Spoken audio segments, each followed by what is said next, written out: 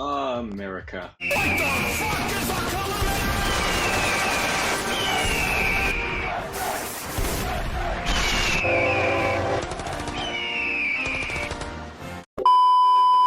The land of the free and the home of the Whopper. The birthplace of baseball, the Ford F-150, and a concerning obesity epidemic. It is also the birthplace of Battlebots. Well, technically Robot Wars, but then, Battlebots stem from it. But that's besides the point. In the current Battlebots run from this past decade, there have been quite a few robots that have stood out to me. Specifically, one that stood out to me and maybe like two other people. It looks nice, I guess. Well, whatever the case, it's the patriotic, all-American shell spinner, Captain Shrederator. Captain Shrederator's history starts with former Marine Brian Nabe, team captain of Team Logicom and Captain Shrederator. He first got involved in Battlebots back in Season 3.0 and brought a robot that would go on to define the team and what Brian would be known for in combat robotics. Frisbee. It was a heavyweight full-body spinner, more specifically a shell spinner.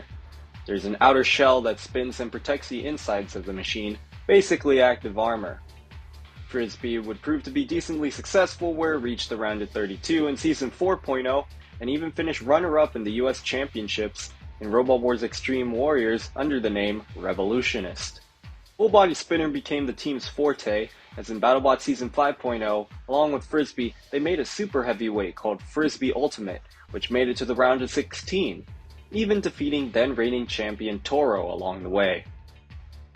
Okay, that's enough talking about black, silver, and sometimes yellow hockey pucks. What does this all have to do with Captain Shrederator?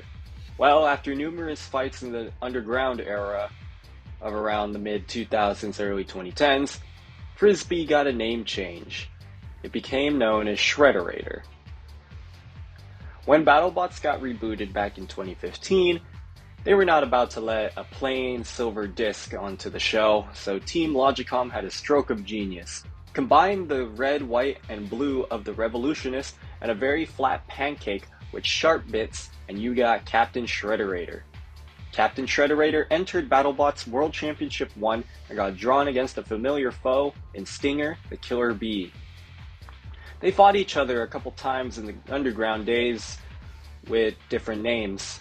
Now look at that wedge and tell me that Captain Shrederator has a chance here. Oh. Well, yeah, they get flipped over pretty easily. With a lackluster performance, Shreddy wasn't selected for the wild card, and that was it for World Championship 1. Captain Shrederator returned for World Championship 2 as an alternate. It was basically the same robot, but with a nice repaint. With the sheer number of dropouts, Captain Shrederator was bumped up to the main lineup and actually mustered up its first win. And it was a good one too, against the Australian Croc Death Roll. Now in the bracket in seeded 20th, it would go on to face Chomp, and it was doing decently until the weirdest of circumstances happened. Chomp actually knocked a power cable loose from the axe blows, causing Captain Shrederator to shut down. Subsequent hits caused it to turn off and on again, weirdly enough. But in the end, Shreddy Boy was counted out, but at least he got a win this time. World Championship 3 saw Captain Shrederator return with major internal reworks and brand new shells to maximize bite. I mean, all those changes went to naught against Endgame, but I can't really blame Team Logicom as they faced a vert with well-built wedges. Yeah, I still remember watching this fight in 2018 and being completely left down after the end of it. This fight really sticks out to me as it's one of the prime examples of how it feels like Shrederator's ended up losing quite a lot of its fights, and it's kind of just hitting the wall or some part of the arena and just getting damage that it can't really recover from. I know the full body spinners tend to have some problems whenever they hit arena hazards, but it feels like Shrederator is the one that has to deal with this a lot more than some other ones. And this is a fight where really every single engagement seemed to get out of it relatively well for them, and Sub-Zero really did not have much of an opportunity to do everything with their strategy of just kind of going into the back, and when they did go and try to lead with the flipper just got completely tossed and mangled. Really, had Shrederator stayed working, it would have been a runaway judge's decision because they definitely would not have gotten any flips at all with Sub-Zero. I don't know how many flips Sub-Zero had in this season, but it was definitely in the single digits. And we saw a very similar version of this fight playing out in Season 4 with the Wan-Hu fight for Shrederator. And while I have not watched the newer seasons in some time, I feel like this has happened several more times, unfortunately. Well, after that amazing choke, now you're matched up against the Dutch clutch Petunia. Yeah, I don't know what else you could have done better. It's a wide-ass wedge made from thick-ass AR 500. At least you got a win against Vanquish in the USA versus the World Special. Getting a win over Vanquish ain't saying much, but... well, I mean, considering what happened in your last fights, you did the USA proud. Well done, Shrederator. Alrighty, time for World Championship 4. It's time to shake off that rough season and put on a good show against Wan-Hu. Are you shitting me? Are you actually kidding me? You were winning! God damn it, at least you can rebound. Okay, this is a joke. Well, losing to the eventual runner-up ain't that bad, right? So for Shrederator standards, this fight was of course pretty par for the course, but there was something here that did make you want to talk about it, and it was really that massive shot that Shrederator was able to hit. And that really does stick out to me because I feel like it is one of the largest shots that we have seen from a full body spinner in the reboot. There may be some other moments that I've forgotten about, maybe from Gigabyte or some other ones, but this was a really large shot that completely chucked Black Dragon across the arena. Of course, at the end of it, Shrederator just could not survive, and while the spinner stayed working for a little bit, eventually they just got bopped into the wall, and then eventually tooths fell off, and then eventually everything just kind of stopped working. But this was a moment that, even though I expected Shrederator to lose this back when this aired in 2019, it was a moment that did give me a little bit of hope, because it was an absolutely just massive shot, especially back for the time. Obviously, in the newer seasons, there's been some huge collisions, but this was one back in Season 4 that really, I thought, stuck out to me. Of course, Shrederator, you know, of course it didn't win, but it was a fun fight, this one, and I feel like it really did show that with full-body spinners, of course, they have heavier shells, but once the power is there, they can do a good bit of stuff. It just would be nice if Shrederator could win a bit more, sadly.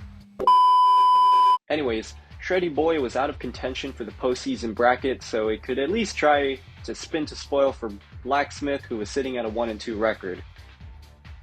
It did put up a good fight, but once the smoke started billowing, Captain Shrederator's hopes went up in, well, smoke. Yeah, going 0-4 in all 4 fights being knockouts does not look good on your resume. Okay, let's see, World Championship 5. So the team made some internal upgrades, a dedicated motor and drive chains to each wheel to have redundancy. Okay, they get Lockjaw as their first match. Okay, they break the plow. Oh, and then they start to smoke and get stuck on the screws, and then they get counted out. Woo. Well, now you're 0-1, and you're giving axe backwards. You can't possibly screw this up, right? Oh, damn. They actually won. Shit, there might be some hope for them after all. Sure, Shatter is a pretty powerful hammer, but their UHMW wedge can get dug into nicely. Yeah, those are some nice hits. Damn it, they just started smoking again. Shit. At least you enjoyed some nice Sharkbot soup, but then decided to have another smoke break after an admittedly nice back and forth with Rotator to take it out of the Bronco Bounty Hunters tournament. Coming off of Captain Shrederator's best season yet with 2 wins in the 2 tournaments that year, maybe World Championship 6 would be their time to shine? As a fan of Shrederator, this is still definitely the best moment I've ever had watching it on the show. Even if this was a much weaker Tombstone than in some of the early seasons, it still is definitely the win that sticks out the most in Shrederator's pretty tumultuous career. This fight showcased a lot of the great potential that the robot has when it is able to stay kicking, and even when it did lose its spinner, the drive still was able to stay reliable enough to keep driving and not choke the fight away. All it really had to do once Tombstone was kind of just dead was just to outlast it until eventually the fire took over and then it was theirs to win. There are a lot of fights in Shrederator's career where it had a lead and then squandered it due to a bad driving error or simply something just going wrong, and this simply just was not one of those times, thankfully. Aw, it's over. Captain Shrederator struggles to beat up two children for about 2 minutes. Holy shit, sound the alarms! Captain Shrederator has a positive record in the season. Oh my god, what has the world come to? Well, somehow Tombstone got a higher seed at 23 compared to Shreddy's 27th, but okay, we'll take it. Shrederator's in the bracket. Oh, they got a rematch against Rotator. Oh, they have a big-ass wedge. Oh, the wedge is doing wedge things. Oh, Captain Shrederator's shell gets split. Oh, it lost. Okay, well, at least it was in the bracket. Vengeance in Vegas is kind of mid from an editing standpoint, but the fights were actually pretty good to even great. Captain Shrederator versus Huge was pretty damn good. Shreddy Boy had a nice looking configuration with the Wings of Freedom, but it didn't work out. It was cool though. Pulling a mauler gives it bonus points. The Ghost Raptor fight from Battlebots Champions was a fight, I guess. Despite Ghost Raptor's weapon coming off after hitting Shrederator's shell, the beefy wedge held up to the blows. Shrederator somehow ended up losing, but at least it was still mostly working by the match's end. So the team behind Captain Shrederator were probably going into World Championship 7 more confident than they had ever before after the previous season. Though there were rumors of Brian retiring after this season. Anyways, who are they fighting?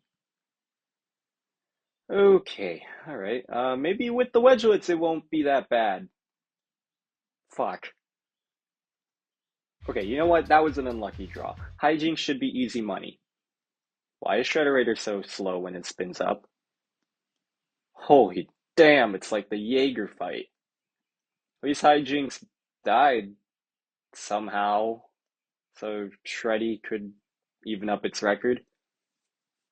Okay, now Shrederator can get something going here.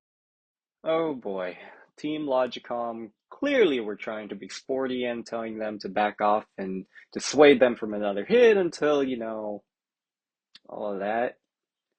With such a monumental rebuild and damage worth upwards of 10k, I'm shocked Captain Shrederator was able to get into the arena for their final fight of the fight card rounds.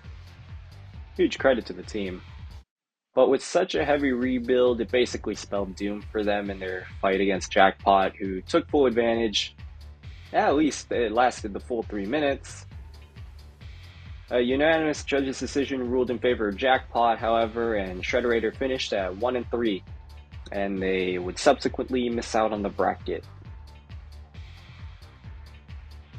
Shrederator participated in an exhibition match against Malice, which would go into the Vengeance in Vegas 2 video on YouTube, but there's not much to say here. Shrederator was working until it wasn't.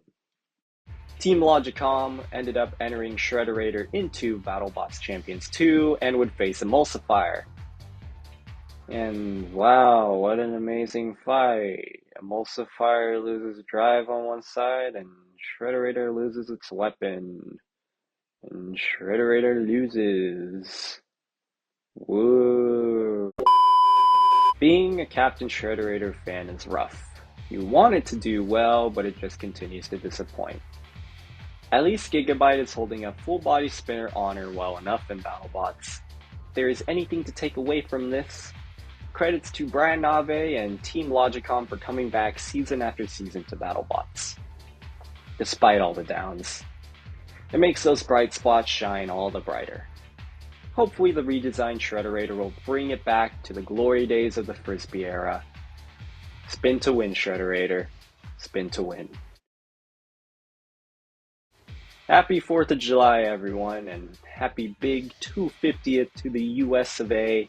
Hope you all are enjoying the festivities, and hope you all enjoyed this video on the most patriotic bots from the Battlebots reboot run. It's a lot of fun to put together and talk about the Shreddy Boy. I want to extend a special thanks to Chaotic Robotics, a fellow Shrederator enjoyer, gave his thoughts on some of the fights. Link to his channel in the description below. As for me, the next video, I honestly have no idea, but I probably should be making more Battlebots videos. Gotta milk the Battlebots tag as much as some of those other content creators are, eh? You know who you are. Anyways, in August, the long-awaited Builders Brawler Series 1 will release, and the trailer will drop later this July. That's all from me. Thank you all for watching. See ya.